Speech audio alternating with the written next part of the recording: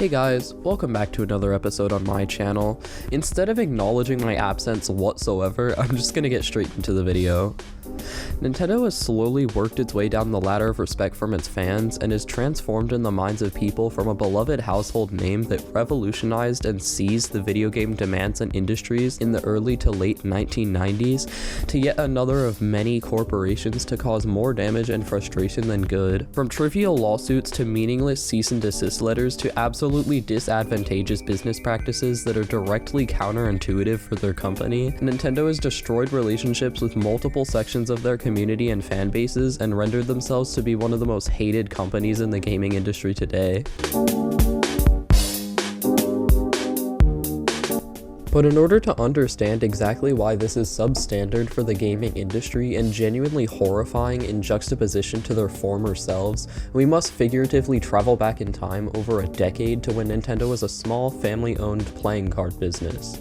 Nintendo's story begins in the late 1800s when the Yamauchi family had built somewhat of a decent trading card business in Japan. The massive success of their business led them to develop and grow over the next 60 years into a fully fledged trading card business. In 1929, the company found success making other novelty products, but eventually the excitement and demand for these things fizzled out, and the company was forced to look somewhere else for profit. In 1970, the company eventually attempted and found success in newly developing video game market with their console, the Color TV game. Could have used a little bit more time on the name, but the success of the console led Nintendo to eventually skyrocket to major commercial success and a multi-billion-dollar economics in today's world. 1977 to 1985, which were especially important years for Nintendo, saw major commercial success in homes, as well as outside of Japan with the NES. Nintendo continues to gain more and more popularity in the commercial video game industry and sees itself as a household name. As the company released the Wii in 2006, its popularity grew even more. The Wii was a major success for Nintendo and had a significant impact on the company. It was released in 2006 and went on to sell over 100 million units worldwide, making it one of the best-selling home video game consoles of all time. The Wii's success helped to establish Nintendo as a dominant player in the video game industry and contributed to the company's financial success. The console's innovative motion control gameplay, as well as a strong lineup for the first-party games, attracted a wide audience, including casual gamers who may not have traditionally played video games. In addition to its strong sales, the Wii also had a lasting impact on Nintendo's business strategy. The console's success demonstrated the potential for attracting a wider audience beyond traditional gamers and influenced the development of future Nintendo products, such as the Nintendo Switch, which also targeted casual gamers. The Wii turned into the 3DS, which turned into the Switch, yada yada, you get the point. The bottom line was that Nintendo grew from the ground up, foraged and survived as a company, and became beloved as a household name for many. It seems like, especially as of late, they're already headed down this unfortunate path as a corporation. There have been numerous reports of poor working conditions at Nintendo, including long hours, low pay, and a lack of benefits. In addition, there's also been allegations of mistreatment and discrimination among employees, including gender and racial discrimination. One of the most well-known examples of poor working conditions at Nintendo was the Nintendo Death March, a term used to describe the grueling working conditions that employees faced while developing the popular game Super Mario 64. Employees were required to work long hours, often up to 100 hours per week, and were subjected to intense pressure and criticism from management. There have been numerous reports of poor working conditions at Nintendo, and Nintendo Death March is one of the most well-known examples. It highlights the company's failure to prioritize the well-being and needs of its employees and demonstrates the negative impact and such conditions can have on workers. The Nintendo Death March is a cautionary tale for companies to ensure that they're treating their employees with respect and providing fair working conditions. Generally, the poor working conditions at Nintendo are a serious issue that needs to be addressed. It's important for companies to ensure that their employees are treated with respect and given fair working conditions. Nintendo has a responsibility to create a positive and healthy work environment for its employees. Unfortunately, in addition to the fact that Nintendo is like showing that they don't actually have any regard for their own employees, they also have literally no regard for the community either. There have been numerous instances of Nintendo directly demonstrating to the general public that they have practically no regard for the communities or fans. The Nintendo Miiverse was a social networking service that was launched in 2012. It was on the Nintendo 3DS and Wii U consoles. It allowed players to like connect to each other, share their experiences with Nintendo games, and create their own content. The Miiverse was popular among Nintendo players and was used as a way to connect to other players and build some sense of community. However, in 2017, Nintendo shut down the Miiverse without warning or explanation. This decision came as a surprise to many players, and many were upset and frustrated by the sudden shutdown. Some players felt that the Miiverse was a valuable part of the Nintendo gaming experience, and the fact that the company was not even considering the impact that its decision would have on the community was appalling to some people. The shutdown of the Miiverse was met with a lot of criticism and controversy, and many players expressing their disappointment and frustration with Nintendo. Some accused the company of lacking concern or care for its own products and communities, and abandoning its players without warning. There have been instances where Nintendo has been criticized for its lack of support or updates for certain products or services as well. One example is the 3DS, a handheld console released in 2011. It has not received any new updates or support in recent years. Despite being sold by Nintendo, the 3DS has not received any new features or software updates, and the players feel that the company has abandoned the console and its users. Another example is the Switch, which has received updates and support, but some players feel that the updates have not been frequent or significant enough.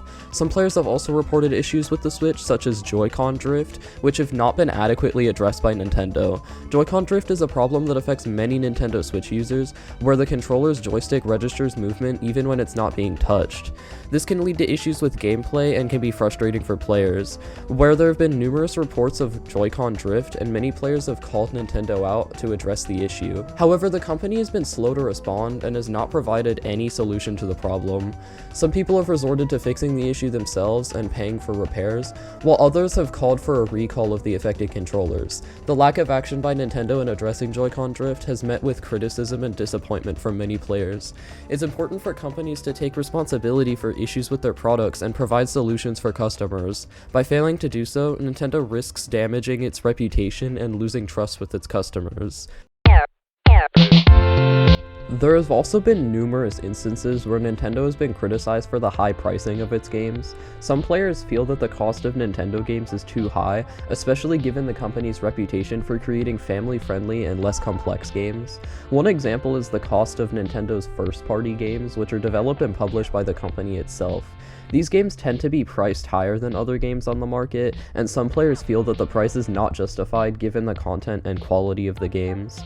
Another example is the cost of Nintendo's downloadable content, or DLCs. Some players have criticized the high price of Nintendo's DLCs, especially given the limited content that is often offered. There have also been instances where Nintendo has been criticized for the way it has implemented the DLC, such as offering it as a pre-order bonus and making it available only through a paid subscription service. Some players feel that these practices are unfair and Nintendo is not being transparent with its pricing or content offerings.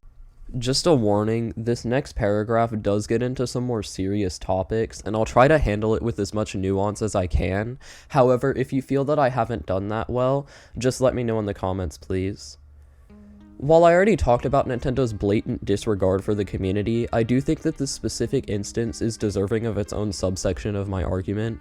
Etika was a popular YouTuber and streamer who was known for his content related to Nintendo games and products.